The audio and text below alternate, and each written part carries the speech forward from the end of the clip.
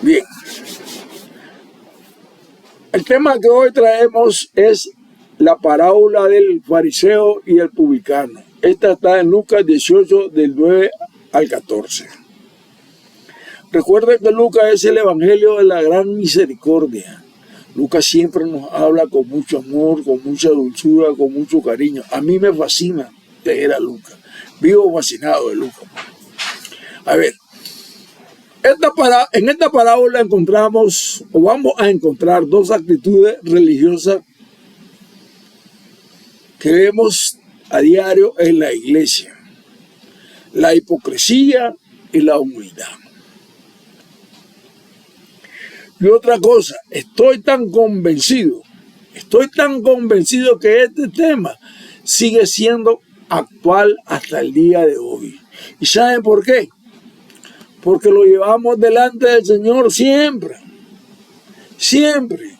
En primer lugar, veremos la actitud de hipocresía señalada en el fariseo. Y segundo, la actitud de humildad presentada por el publicano.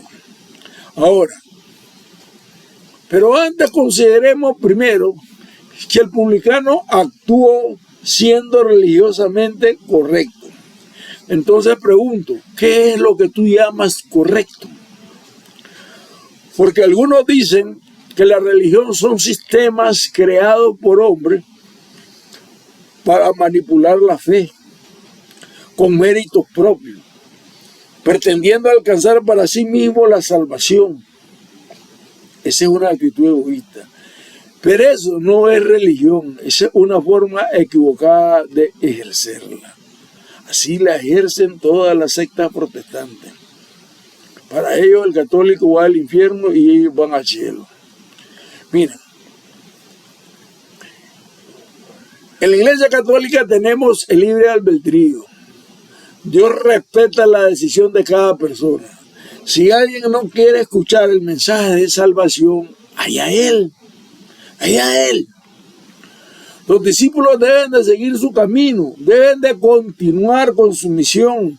Y Jesús les dice: y si no os recibe ni se escuchan vuestras palabras, al salir de la casa o de la ciudad aquella, sacudidos el polvo de vuestros pies. Mateo 10, 14, palabra de Dios. Miren, esto significa que no debes dejar que el rechazo te afecte. Que el rechazo te afecte. Porque es una señal que tú ya no tenías nada que ver con esa gente, ni con sus malas acciones. Así que no te preocupes. Segundo, el publicano sube al templo a orar. Entra al lugar sagrado reconociendo, como todos en la época, una presencia especial de Dios en el lugar santísimo. Él estaba consciente de esa santidad que se mantuvo alejado. El publicano consciente, escuche bien, consciente de ese poder, él hace un ejercicio de piedad. También hace la oración de petición y se humilla delante del Señor, que es una de las características propias de la oración de adoración. La religión es una virtud que a su vez es hija de la gran virtud de la justicia. Hacemos un reconocimiento consciente del poder de Dios, creador y sustentador de la creación. Y no solo eso, estamos conscientes de nuestra poquedad, de nuestra propia dependencia. Yo soy criatura y por lo tanto es justo que yo le tribute a Dios su gloria. Mi nombre es Ángel Gallo, soy licenciado en teología, laico, católico, nicaragüense, y antes de empezar vamos a orar. Señor, ¿qué dijiste? La mía es mucha, y los obreros pocos. Rogad al dueño de la mies que envíe obreros a sus mies.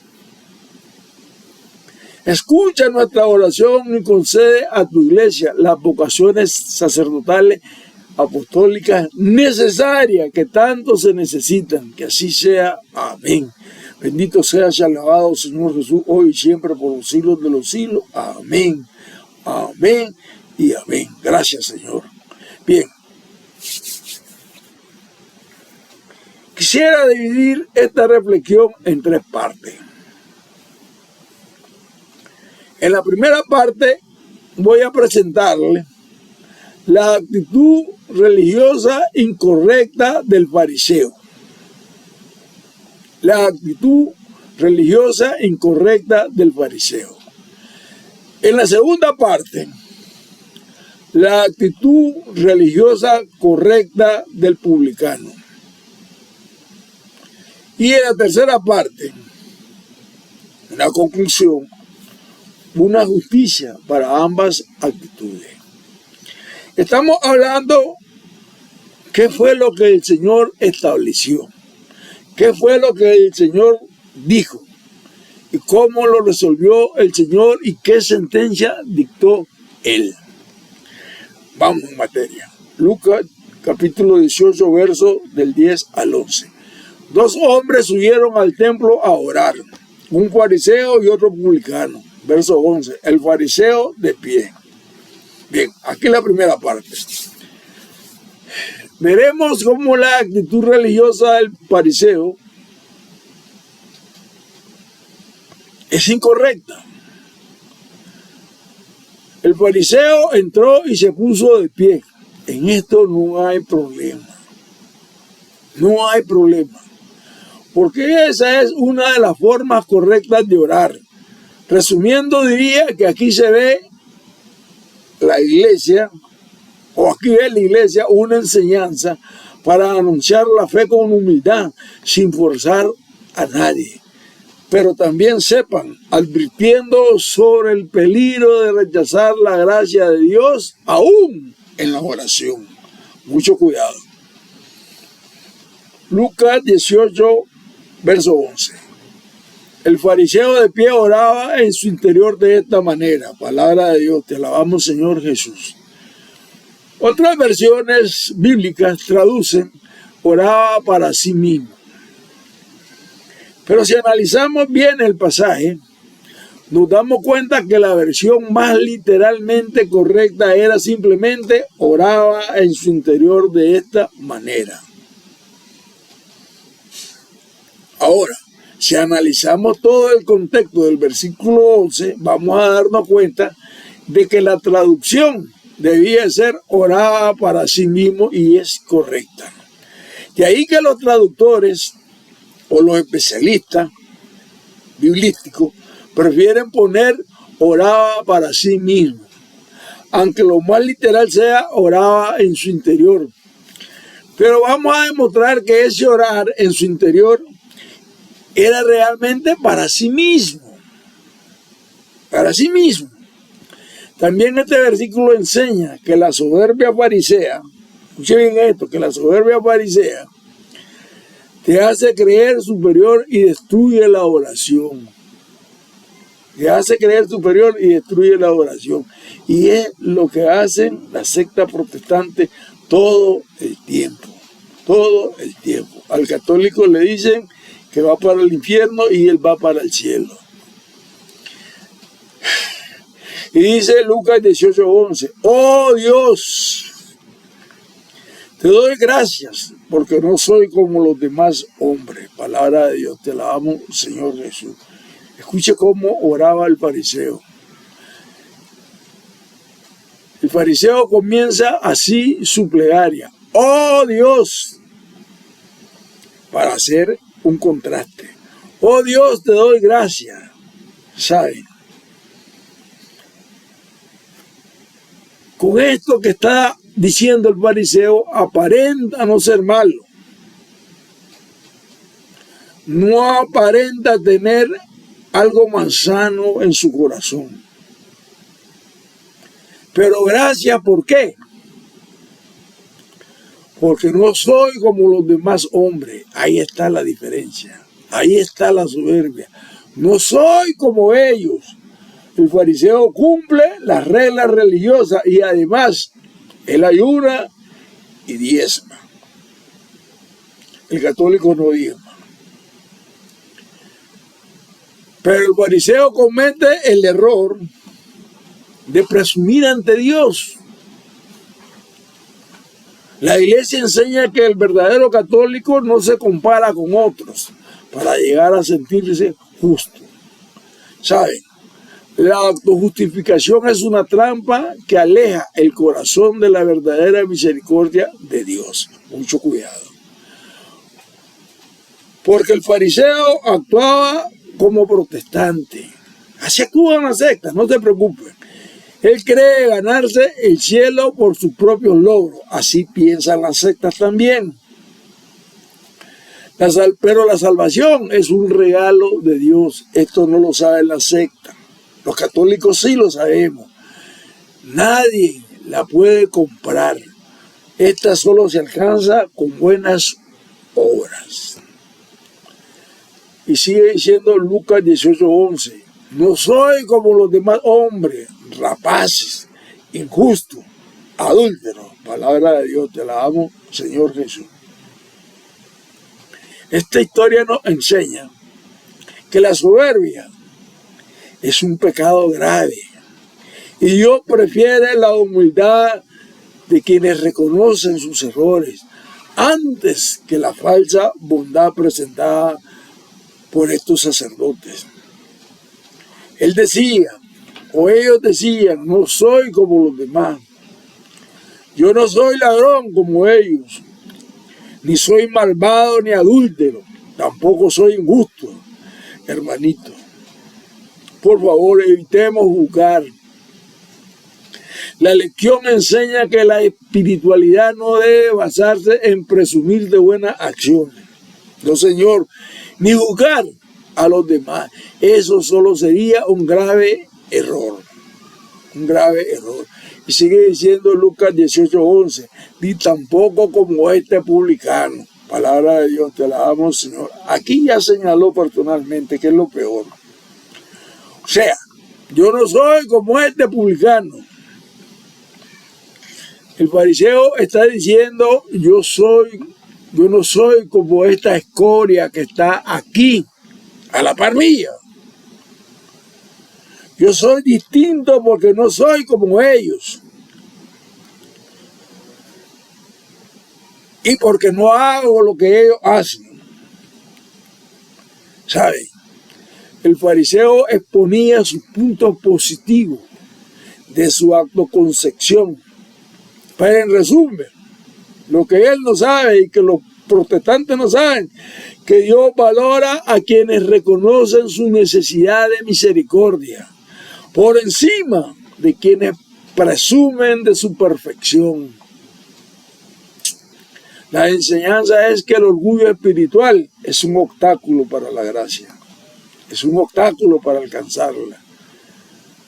Difícilmente me puedo salvar así. Y dice Lucas 18:12, ayuno 2 veces por semana. Palabra de Dios, te alabamos, Señor Jesús. Miren cómo se echa flores el fariseo. Yo ayuno 2 veces por semana.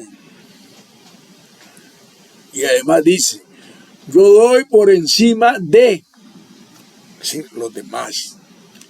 O sea, a mí el mandamiento o la regla me pide que ayune un día. Pero yo ayuno 2 veces por semana. Es decir, ayuno más. Por favor. Dice el fariseo, yo no soy promedio como los demás. Yo estoy por encima del promedio. Yo ayuno 2 veces, o sea, 2 días a la semana. Y no solamente eso, quiero que sepan lo siguiente que dice Lucas 18:12. Y doy el diezmo de todas mis ganancias. Palabra de Dios, te alabamos, Señor Jesús. Aquí en la iglesia protestante se gozan cuando oigan esto. Doy el diezmo de todas mis ganancias. Pero la regla de la ley me dice que hay que diezmar la menta, el mosto y el trigo. Es decir, ciertas cosas, no todas. Pero dice el fariseo, yo no voy a diezmar ciertas cosas, no. Yo diezmo de todo lo que tengo. Y esa es la razón porque yo doy más allá. Yo. Porque yo no soy como aquello, yo soy distinto, soy mejor. Y por eso te doy la gracia, Señor. Y por eso toditita la secta protestante exigen a todos sus adeptos el diezmo de todo, el 100%. Cuando la Escritura dice, a ti te doy el 10 del 10, ladrones. El fariseo está dando gracias a Dios, pero él primero se está reconociendo a sí mismo independiente, autónomo, no necesitado.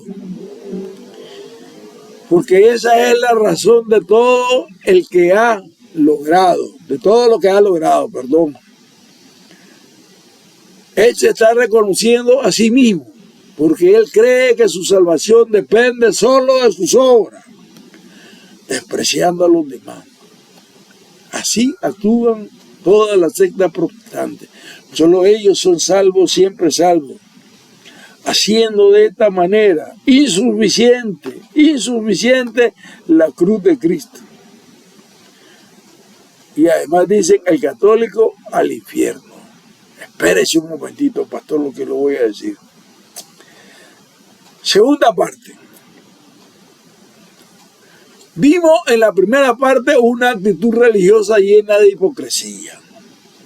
Entonces me tomé la libertad de investigar, para ser honesto, ¿qué es una actitud religiosa incorrecta?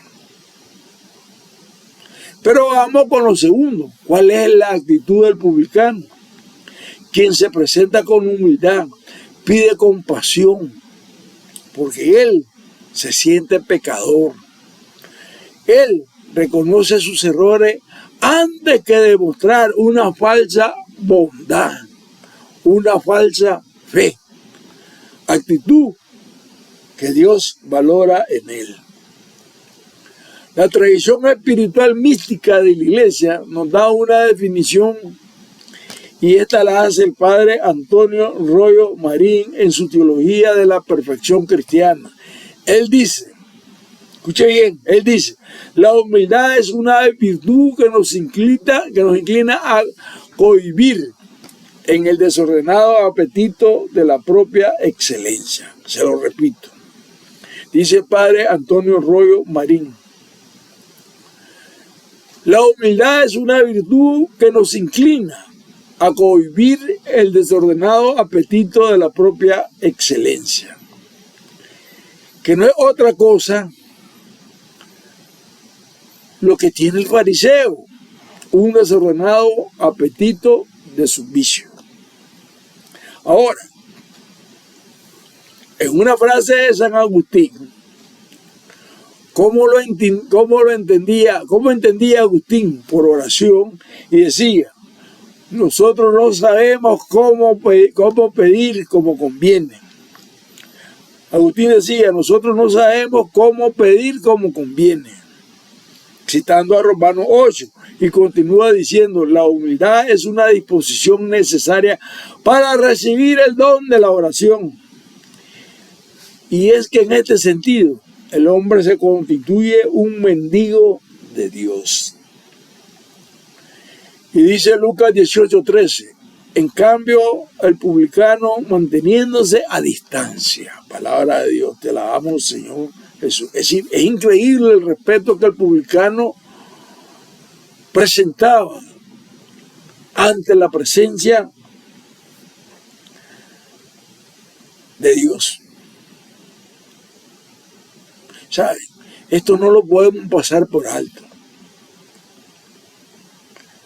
No lo podemos pasar por alto. Yo veo muchos católicos como pasan enfrente al sagrario y ni se inclinan, ni le da lo mismo. No sé si es por falta de conocimiento de la fe, no sé si es por falta de doctrina o porque nadie lo ha evangelizado.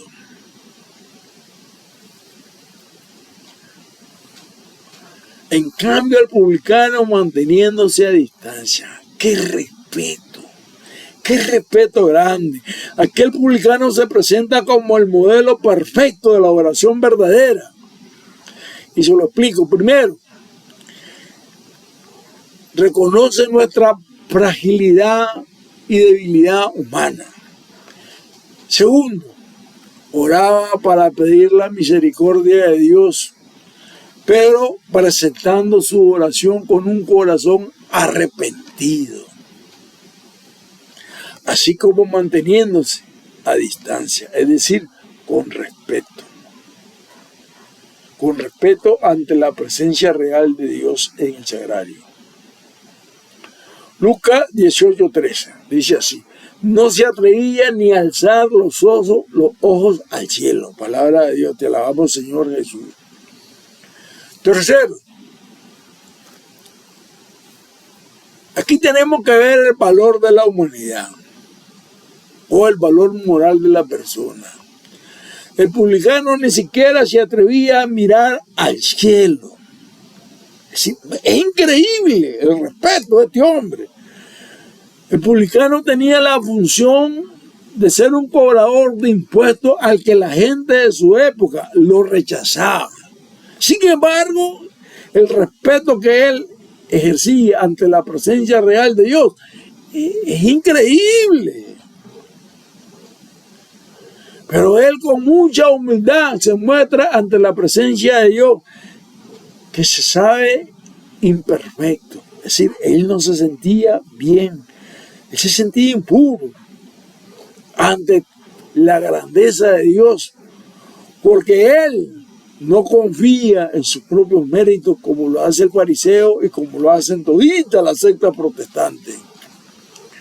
La oración verdadera se hace con humildad. En ella está la fuerza, en ella está la base para orar bien, en lugar de dar largos discursos sobre lo bueno que somos. Entonces, para que sepamos cómo debemos acercarnos a Dios, es reconociendo que somos necesitados de su inmenso amor y de su inmensa misericordia infinita. Alabado sea mi Señor Jesús hoy y siempre. Lucas 18:13 dice así: sino que se golpeaba el pecho y decía: oh Dios, ten compasión de mí que soy un pecador. Palabra de Dios, te alabamos, Señor Jesús. Esto debe recordarnos cuando nosotros, al inicio de la misa, rezamos el yo confieso. ¿Qué es lo que decimos? Yo confieso ante Dios Todopoderoso por mi culpa, por mi culpa, por mi culpa. Eso es lo que hacía el publicano. Por mi culpa y por mi culpa.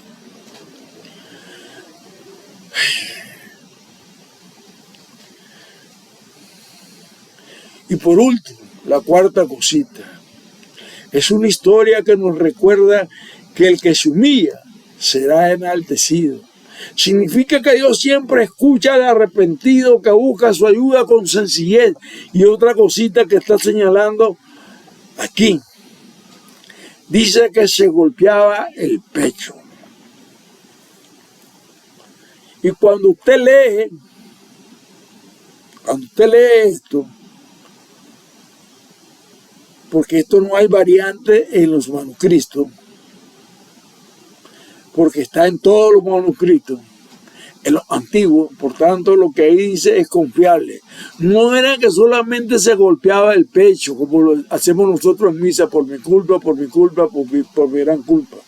La frase que aquí se utiliza es una frase mucho más dura. Es decir, que el hombre optó por lo que la tradición mística de la iglesia ascética llamamos disciplina. Y escuche esto que voy a decir sobre la disciplina. Un comentarista afirmó reconociendo, y lo voy a citar textualmente, él dice: se golpeaba el pecho. Esta es la traducción que hace este comentarista. Pero este hombre era algo fuera de lo normal. Apretando los puños, comenzó a golpearse el pecho de una forma rápida y repetida, en un gesto osado para expresar la tristeza y la angustia más extrema. Es decir, se golpeaba y se martirizaba, haciendo penitencia por sus pecados.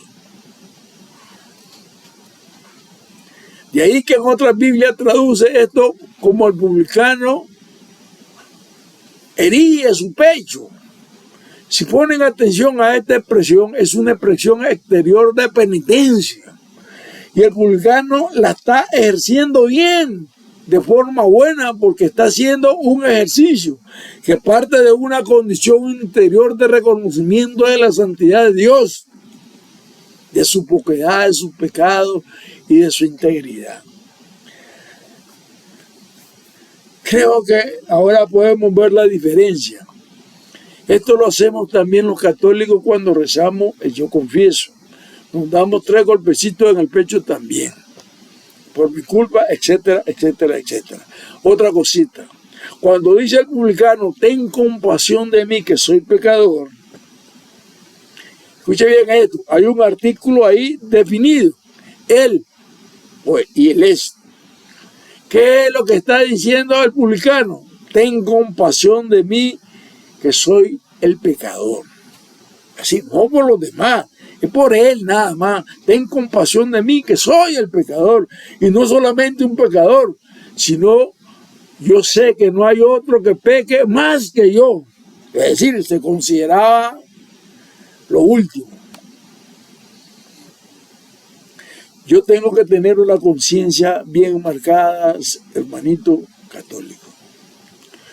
Tengo que tener una conciencia clara de mi pecado y de mi maldad. Yo tengo que tener una conciencia de mi condición mala delante de Dios, para no ser como los fariseos, para no ser como los protestantes. Yo me confieso solo con Dios directamente y no con un hombre pecador igual a mí. No juzgo a los demás. Yo tengo que ser como el publicano. Estoy consciente, yo soy el pecador. A ver, ¿cómo me lo diría Pablo? Escuchen esto como Pablo me lo va a decir y se lo va a decir a usted. Primera de Timoteo 1:15.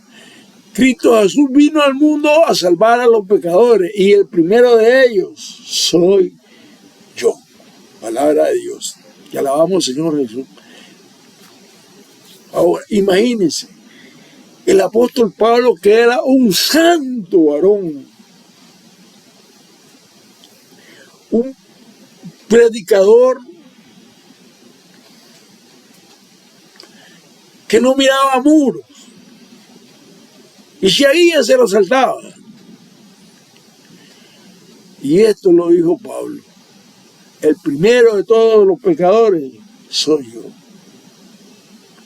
Cuando Pablo, esto lo dijo cuando Pablo estaba lleno en su ministerio, cuando Pablo era un santo de primerísima categoría, cuando Pablo le escribe a Timoteo en su primera carta: Cristo Jesús vino al mundo a salvar a los pecadores y el primero de ellos soy yo. Pablo lo afirma: yo soy yo. Bien, vamos a la tercera parte, una justificación para ambas actitudes. Vamos concluyendo. Este es el análisis final. Lucas 18:14 dice así: os digo que este regresó a su casa justificado y aquel, palabra de Dios, te alabamos, Señor Jesús. ¿Quién es el que regresó justificado? El publicano, señores, no nos vamos a estar engañando. ¿Y quién es aquel del que habla la Escritura? El fariseo, el protestante, el testigo de Jehová, las asambleas de Dios, las iglesias bautistas, los hombres de negocio, que solo viven sacando adeptos de la iglesia para llevárselos a protestantes y que pierdan su salvación. Lucas 18:14 dice así: no, porque todo el que se ensalce será humillado y el que se humilla será ensalzado. Palabra de Dios, te alabamos, Señor Jesús. Este es el juicio establecido por el Señor. Estamos hablando del Evangelio de Lucas, compañero de Pablo. Dicen los comentaristas que es seguro que cuando Lucas presenta la palabra justificado, o sea, es decir, justificación, Lucas tiene presente el pensamiento paulino. Él tiene presente ese pensamiento de la justificación paulina, la cual es otorgada por Dios a quien el Señor quiere, y el que se disponga a recibirla y no ponga resistencia. Entonces, preguntemos, ¿qué pasó con el fariseo? Opuso resistencia mediante la soberbia y la vanidad. Eso es lo que pasó. ¿Cuándo? Cuando se enalteció, y por el otro lado tenemos a un publicano que se humilla, un publicano que fue humilde y por lo tanto usó los medios y se dispuso a colaborar con la gracia.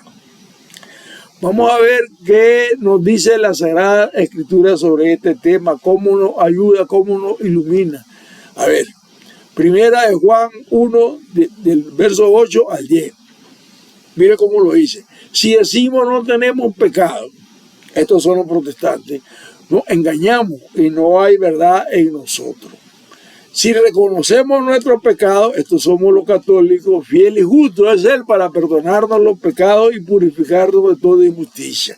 Verso 10 dice así: si decimos no hemos pecado, son los protestantes, hacemos de Él un mentiroso y su palabra no está en nosotros. Palabra de Dios, te la damos, Señor Jesús.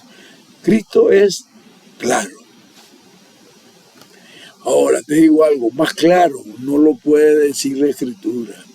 Ella nos presenta las dos posiciones, la del fariseo arrogante lleno de soberbia, haciéndose superior de los otros, porque él no comete pecado, él es protestante, él es testigo de Jehová, él es adventista del séptimo día, él es mormón, él pertenece a los hombres de negocio. Y otra cosa, además el fariseo ayuna 2 veces por semana. Y no solo eso, sino que ofrenda más de lo que la ley exigía entregar al templo. Entonces, ser fariseo significa pensar que no necesitamos ayuda alguna de Dios y miramos a los demás con superioridad. Eso es ser un fariseo. En cambio, ser publicano es reconocer su pecado. Este era católico porque confesaba su pecado a un sacerdote. En cambio, el protestante solo se confiesa con Dios y no lo hace con un hombre pecador igual a él, ignorando que este ministro de Dios es un ungido para él, para este oficio, aquí en la tierra, y está para perdonar los pecados. La Escritura dice, fiel y justo es Él para perdonarnos los pecados. Primera de Juan 1, 9. Y sigue diciendo Santiago 4, 6b, Dios resiste a los soberbios y da su gracia a los humildes. Ahí está claro. No alcanza el fariseo. No alcanza. La Escritura habla clara. Dios rechaza a los orgullosos. Es decir, rechaza a los protestantes porque ellos se consideran puros. Ellos no pecan. Ellos no roban, ellos no matan, ellos no hacen nada.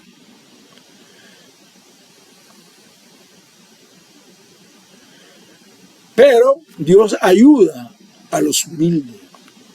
Esa es la diferencia. Entonces es aquí cuando la iglesia enseña que el orgullo es creer que todo se logra solo, que somos autosuficientes. Y además nos invita a poner nuestro ego en el centro. Y Dios se opone a esto. Pero que el humilde sabe reconocer que tenemos la necesidad de Dios y que Él premia nuestra actitud. Escuche cómo lo dice Gálatas 6:3. Porque si alguno se imagina hacer algo, no siendo nada, se engaña uno mismo. Y en otro texto dice así, 1 Corintios 4, 6b al 7, para que nadie se ufane de seguir a uno en contra del otro. Pues ¿quién es el que te prefiere? ¿Qué tiene que no hayas recibido de Dios? Y si lo has recibido, ¿a qué van a gloriarte? Como si no lo hubieras recibido. Palabra de Dios, te alabamos, Señor Jesús. Hermanitos, sepan que todo lo bueno es un don de Dios. Lo malo siempre es lo que hago yo con mi relación, la que Dios me ha dado. Y por eso el pecado es la gran canallada, porque a fin de cuentas estamos ofendiendo a Dios con lo que Él mismo nos ha dado. Pablo hace un llamado a la humildad, al recordarnos todos nuestros talentos, dones y logros son regalos de Dios. Nadie debe sentirse superior ni presumir de lo que tiene. Pablo hace una pregunta directa. ¿Qué tiene que no lo hayas recibido? 1 Corintios 4, 7. La Iglesia Católica siempre ha enseñado que todo lo bueno en nosotros procede y viene de Dios. El éxito, la inteligencia y la fe son regalos inmerecidos de nosotros. Y si todo es un regalo, no hay motivo para presumir ni para dividirse. La Iglesia usa este pasaje para pedir a los fieles que eviten la envidia y los celos. Porque los hay en la parroquia, los hay en la parroquia, los hay. Lo que pasa es que los curas no ponen mente, pero los hay. Sepan que lo contrario a la humildad es la soberbia, la cual es la madre de todo género de pecado. Ya vimos aquí cuál es el vicio, que en esta parábola de parte del fariseo es la soberbia. La soberbia es la madre de todos los pecados. Entonces vayamos contra la soberbia para ser humildes, para abrirnos más a la gracia, para recibir la justificación. Para lo cual todos ustedes y yo tenemos que colaborar, sobre todo cuando nos hacemos ese examen de penitencia que es la confesión y que nos lleva a la conversión. Ahora imagina que eres tú un gran pintor, imagínate siéndote un gran pintor y que logras ganar un gran premio. Pero te digo algo, ¿sabes? Es un logro, pero te digo algo más. Fue Dios quien te dio el talento. Fue Dios quien te dio la mano para pintar.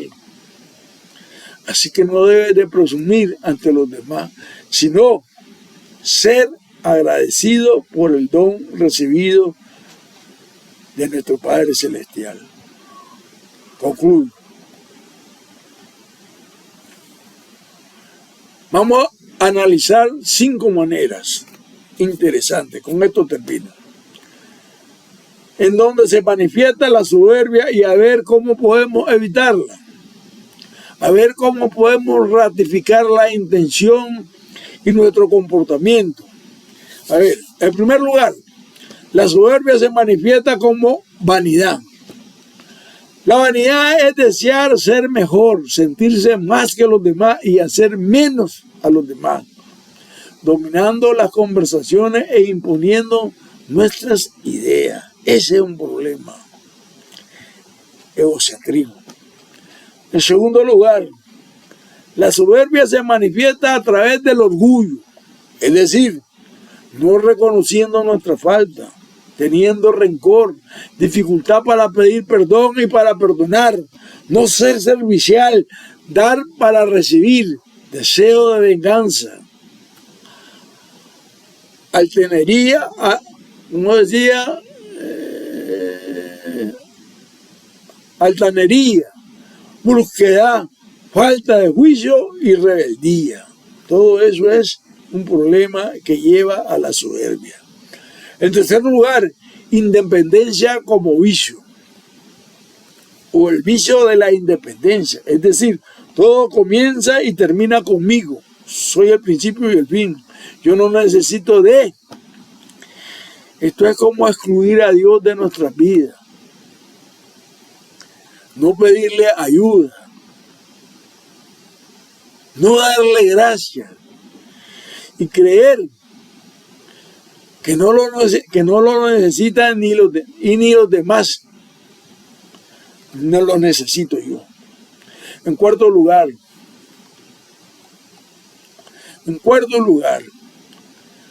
aquí es donde se manifiesta la madre de todos los pecados, que es la soberbia, y empieza por la falta de humildad, y es la timidez.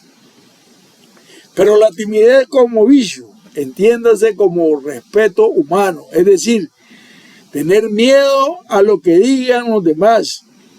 Es una cobardía infundada, mediante la cual se pretende preservarse de la vergüenza que me expongan para que otros se den cuenta. Entonces, yo me acobardo y me sirvo de excusa, rehuyo y huyo.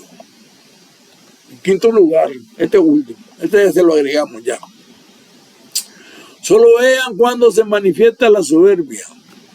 Cuando esta se manifiesta está la desesperación, está el desaliento y el pesimismo. Es decir, dejo de tener confianza en Dios. El publicano estaba consciente de su propiedad y de su condición. Sin embargo, se acercó al lugar santo. Y no solo eso, se acercó y reconoció el lugar más excelente, donde está la presencia de Dios, pero lo hizo de forma humilde, sin soberbia. Se refirió a Dios y le pidió a Dios. Porque él tenía confianza en Dios. Él tenía los ojos puestos en Dios. Dios quiera que tú y yo y nosotros tengamos lo que nos hace falta para colaborar con la gracia. Ratificar nuestra intención. Abrir nuestros corazones para que Jesucristo, el Señor, instaure su reino en nuestros corazones. Porque ya está aquí.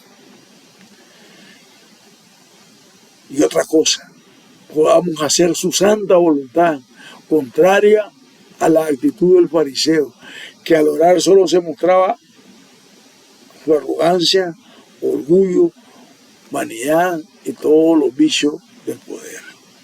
Hermanito, así actúan las sectas protestantes.